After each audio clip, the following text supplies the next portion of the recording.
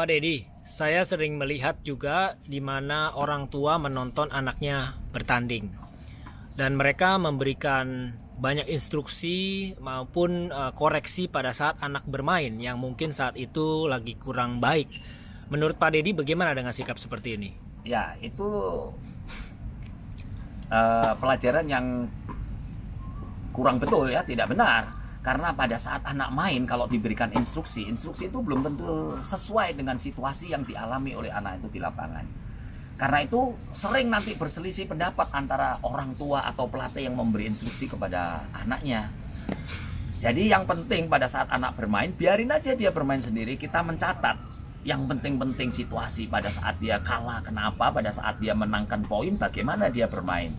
Nah, nanti setelah dia selesai bermain, setelah dia mandi, makan, selesai, acara santai-santai, baru kita refresh dia. Pada saat kamu bermain game sekian, apa yang terjadi?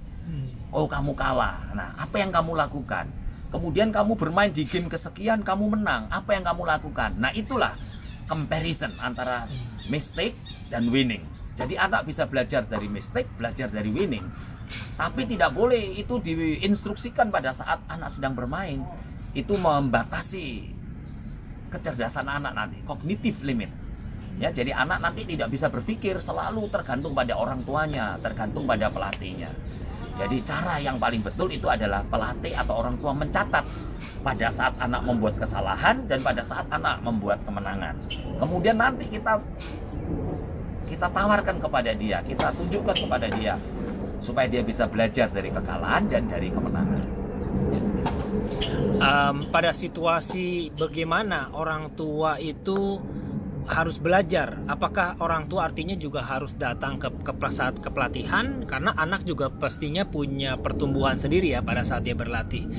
Ya, ini jadi bagaimana menolong orang tua agar mereka bisa melihat yang benar begitu? Ya, jadi orang tua itu memang harus dia mengantar anaknya pergi ke turnamen, mengawasi anaknya sedang bertanding. Kalau sedang bertanding itu cukup dengan cheer up saja, ya, memberikan semangat kepada anaknya, ayo supaya berjuang, fight, karena yang paling penting itu adalah kualitas bertandingnya, melawan terus biarpun kalah. Itu untuk development jangka panjang, ya. Jadi anak tidak boleh pantang menyerah.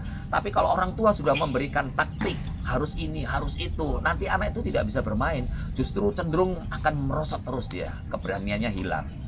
Kemudian pada saat anak ini berlatih, orang tua kalau datang tidak boleh turut campur dalam berlatih. Tapi orang tua ini harus diskusi dengan pelatih. Kok anak saya seperti ini, Pak? Kenapa tidak begini? Bisa minta tolong dibuat seperti ini atau gimana? Diskusi sama pelatih. Pelatihnya harus mengarahkan. Kenapa kok begini? Kenapa harus begitu? Jadi ada diskusi di situ, tapi tidak boleh turut campur di dalam kepelatihan.